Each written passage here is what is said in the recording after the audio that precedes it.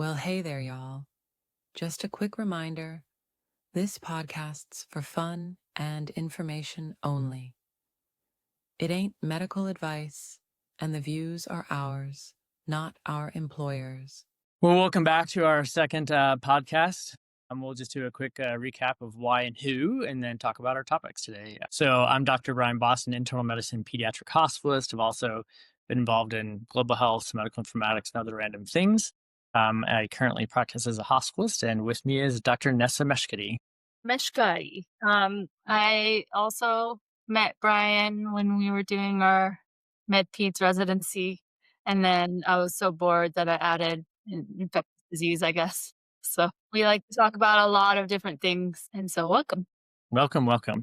All right, we'll recap the weekend in a little bit, but first topic, what the health is going to be something that caught my eye recently. And, I'm far enough out of training that some of these topics hit my feeds and I don't really pay attention because if I have a problem in this realm, I'm going to call you. So I didn't read the CDC report, but I saw this new emerging resistant to everything strain, which sounds like it's an NDM-CRE. So me as a consumer, I think when I read this, I think back to how many people know what MRSA is, right? And everyone's afraid of MRSA. And I think these days I'd rather have MRSA than a bunch of other infections. So tell us, what do we need to know about this new highly resistant bacteria? And is this something that's going to impact most of us? And yeah, let's go from there. Those are really good questions. We see so many headlines and they're kind of fear mongering. So this is one of them that has come up lately. And it's New Delhi metallo-beta-lactamase, named after the first person who contracted the infection or was isolated in a Swedish man of Indian origin. So I don't really like the names to be named after races or locations. I'm not sure who's doing the naming, but anyway, it's a very resistant type of carbapenem-resistant bacteria. So carbapenem is one of the antibiotics we hospital doctors use all the time. And now this bacteria kind of outsmarted the antibiotic of carbapenem to produce what's called a carbapenemase. And so it sounds very scary because it is circulating in hospitals, in healthcare environments particularly, not necessarily the average person, outside of the hospital. So it's a hospital healthcare associated infection that spreads pretty rapidly. And there are many challenges because hospitals don't have testing for it. So you don't even know if it's circulating. So the numbers that we're seeing now might be a gross underestimation. Okay. So a couple of things, because my pharmacology gets a little bit weak. I've largely been in institutions where carbapenems were restricted, meaning if I thought that medication was used, I'd have to call an infectious disease specialist who would say, yes, that sounds appropriate. So carbapenems are basically like a distant relative of penicillin. How would you explain? The beta-lactam, which is a class of antibiotic, that's just a fancy way of saying antibiotic that covers a lot of bacteria and is very useful in the hospital setting. We use it all the time. And I think one of the key points of this type of bacteria is that when you start using a certain antibiotic more, then the bacteria, like I said earlier, can learn to kind of outgrow some of the mechanisms. So using carbapenem more, then that bacteria can learn. But I think the important thing about this topic is antibiotics are amazing and life-saving. We've worked in the hospital for almost 20 years. Obviously, antibiotics are necessary in certain conditions, but they're also overused a lot in hospital settings, non-hospital settings, and that changes a lot and increases the risk. So the overuse of antibiotics will actually aid the microbe in getting stronger. Gotcha. So what does this mean when it's carbapenem resistant? What other antibiotic classes? I mean, if somebody says, oh, my family member's got this, do they lose all hope? Is there actual treatment, or what's the practical implication? So carbapenem-resistant infections can be seen in bloodstream, respiratory, urine, wound, surgical site infections. And a lot of times when we see them, one of the main things is to ensure that the wound or the infection is under control, meaning whether it could be cleaned, debrided, or drained is actually the best antibiotic. And so the surgical scalpel is the best antibiotic. In the case of this, there's a couple kind of toxic medications that you could try, but not many hospitals, first of all, even know how to detect carbapenem-resistant bacteria or have any kind of treatment for when this infection does arise. So good for us to know about, but for most of us on a practical day to day as patients, not something to be putting a lot of time and attention in our minds if we've got loved ones in the hospital. Yeah, I mean, I think that it is important, just like everything else, to talk about risks and benefits of everything. And this is just another example of risks and benefits of if you're taking antibiotics or if you have a loved one in the hospital taking antibiotics, just talking with your clinician to decide shared decision making on whether this is a good thing to do or not, because downstream it could lead to changes. Cool. Hopefully we'll get some follow-up questions that we can address in the next podcast, and we'll get that information out at the end. So moving on, a couple days ago, you had mentioned gut health. I think as a skeptic of marketing to consumers, I'm always a little bit concerned about things that are snake oil versus, having emerging science. And I think part of our goal is to just educate and talk about how we as healthcare providers review information. So up on the screen, you'll see what hit my social media feed and a news email that I get daily. And so this was by an organization, and they sent out this information about Archimansia probiotic. We'll just call it the probiotic so that I don't have to continue to slaughter it. And I try to be a little bit more open-minded, these days. And when I first glanced at it, I saw some absolutely fantastic visuals about gut health and rebuilding the gut health wall. And I think, especially for those of us who have a pediatric practice or focus, we know that the neurohormonal, balance in the gut, good gut microbiome and bad gut microbiome influence a lot more than we've ever given credit to. So I was interested. And especially, again, I saw some names there that are physicians who have very much validated their clinical practice and their desire to improve health. But at the end of the day, like we talk about, follow the money. So when I first shot you the screenshot of the probiotic, what were your thoughts? And then I will tell you what research I did. I think it's just a very difficult time to receive information right now because the scene is flooded. And so then it just becomes really hard to know what exactly we should be doing for our health, what applies to us, and how to weed through all this data. I mean, I think the gut health, I don't want to say craze, but the gut health attention is warranted. And so now there are these, side shoots, and whether or not those are going to be the risks and benefits of those are good for you or not depends on so many factors. Right. But there's so many people trying to market and profit, just like everything right now. So it's important to be like, what the health? Right. Exactly. Yeah.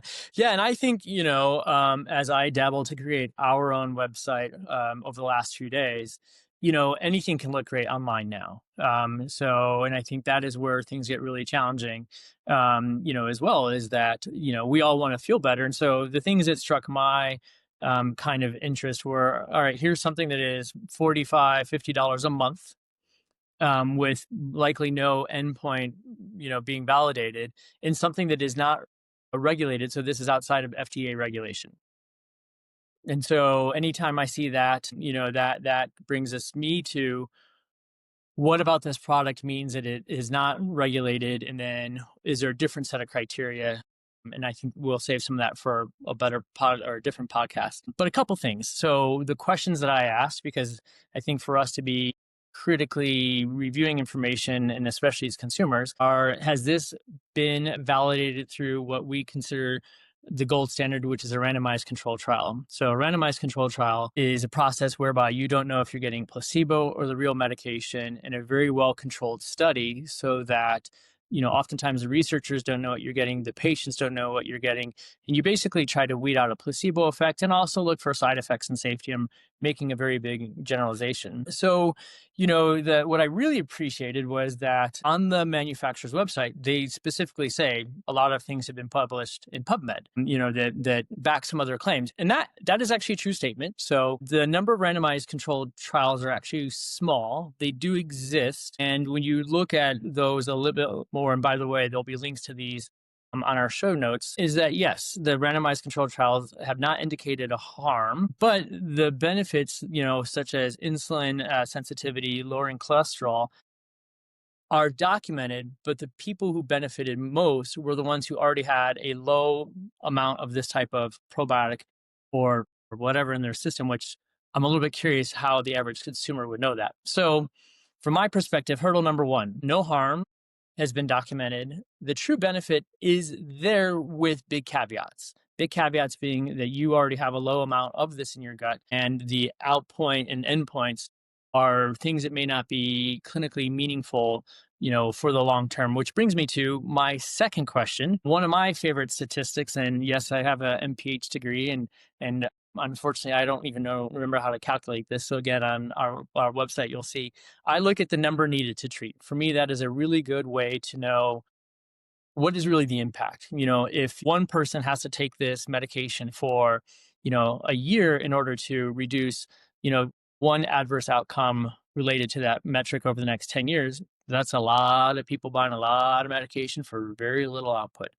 And so I think, the question is, when we're prescribing things, we talk about the number needed to treat or the number needed to harm. Well, unfortunately, there's no number needed to treat because the data and the studies haven't been done. Right. And so again, we can put on the website, hey, this is great. These are the things that we can prove from the studies that have been done.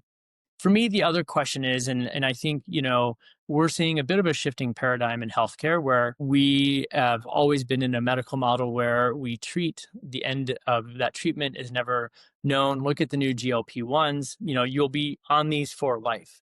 And so the other question I had is, well, how long do you need to be on this probiotic supplement, and what happens when it's stopped? And guess what? No data. Answer. No answer. No answer. No one knows, right? So again, you're marketing a product that you're gonna, promote with some of these improvements that are again validated in the literature, but with really kind of no endpoint. And so I think that kind of brings me back to, and I think Nessa, you're about, a year and a half ahead of this curve than I am, is boy, what's better, $400 a year, or to really look at fundamentally what you're doing in your diet and your lifestyle and removing ultra processed foods, which actually have a lot of the same metabolic improvements, cardiometabolic improvements, bigger benefit. And guess what other study has never been done? Randomization, lifestyle intervention, and probiotic. So is this something, if a family member came to me and said, oh, hey, this sounds great, am I going to recommend it to them? No. If somebody is taking it already, am I going to encourage them to stop? No, they've made their own informed decision. But those are the things that we kind of look at when we look at these consumer-directed healthcare products that are outside of our routine prescribing. For sure. And I think it is also important to discuss that a probiotic is just like eating microbes in a pill. Right. And from our mouth to our rectum, we are walking tubes of bacteria and fungi and viruses just living inside of us. And anything that we take in, so the data is not really there. It's starting to be there. People are starting to talk about this more. But I think what you said kind of at the end is no harm. And if the patient already decided to take it, we do shared decision making and agree the risks and benefits may vary among the different patients. But also anything we take in can impact our microbiome, which is the whole colony of microbes that live in us and live in our gut. So it's not just the pills that are being sold to you, it's whatever you're eating, Right. whatever your environment and the stimuli that are going in will affect your gut. I know that's a total side note, but also just really important because there are a lot of things we can do on a kind of one-on-one level to encourage people to get in tune with what may impact their gut and Absolutely. therefore their health instead Absolutely. of all the ads that are encouraging, like you said, direct consumer behaviors. There's little things you can do day to day. And I think that we can work on in an individual level with people and Right. with our I agree. So I think I will officially label this a what the health with the double LTH.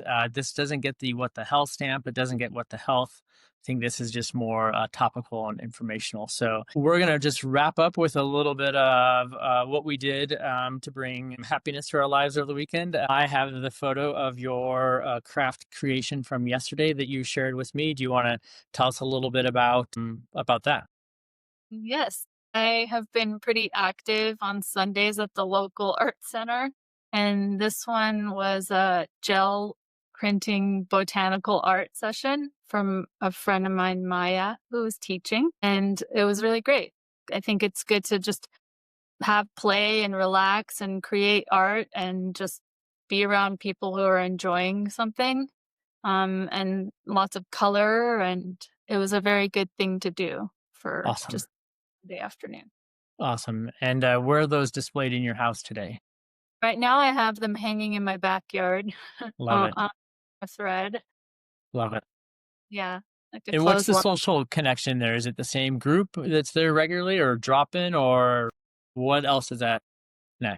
Yeah, so this art center, I did another class, which was a natural plant dye series. And that's where I met this teacher. And so she does a bunch of other things, and it's a different group. But yeah, it's nice. I think it encourages people to do something together that they love that's low key and fun and create things. Awesome.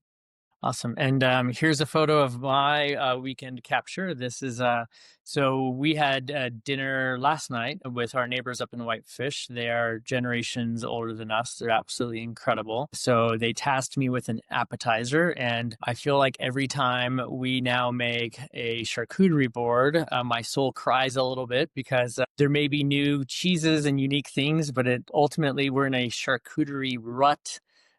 So this, and then I wanted to do something that just had a different flavor. So this is smoked salmon on cucumber rolls with either Boursin cheese or cream cheese. And I was actually listening to Ina Garten's book when I was driving recently. So I pushed down in the center, made little divots so the capers would stay. The flowers are the perfect little addition. Right. Out of the garden before it dies. So yeah, the social connection, these are friends of ours, our neighbors, who really help us to, manage when we're gone and shovel snow.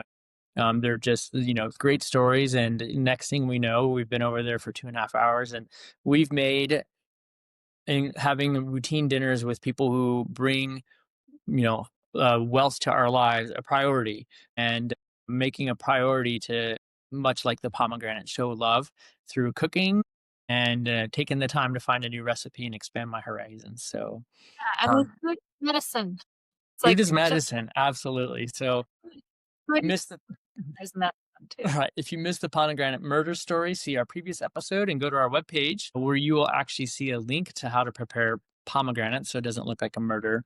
Let's wrap up. Thank you for joining us again today. Our webpage is up. Links for the articles that we talk about, the things that we reference are there as well. So please check that out. The website is whatthehealth.org. There you'll see a submission form if you have questions for us or feedback, or a bunch of you who I know saw the first episode have already hit our list of people we'll be reaching out to. Bay State, MedPeds, and other alum, be aware. You will be getting a link soon to join us. All right, Nessa, have a great rest of the day, and we'll catch up. Yeah, sounds good. We'll be having more fun on this, I'm sure. Love it. Okay, bye. All right, now, that's a wrap for today's show. You can find us at www.whatthehealth.org or on Spotify or Apple Podcasts, and like and subscribe to our show. Remember, this podcast's for information and entertainment only, not medical advice. The views you heard are ours alone, not our employers. Y'all take care now and stay healthy out there.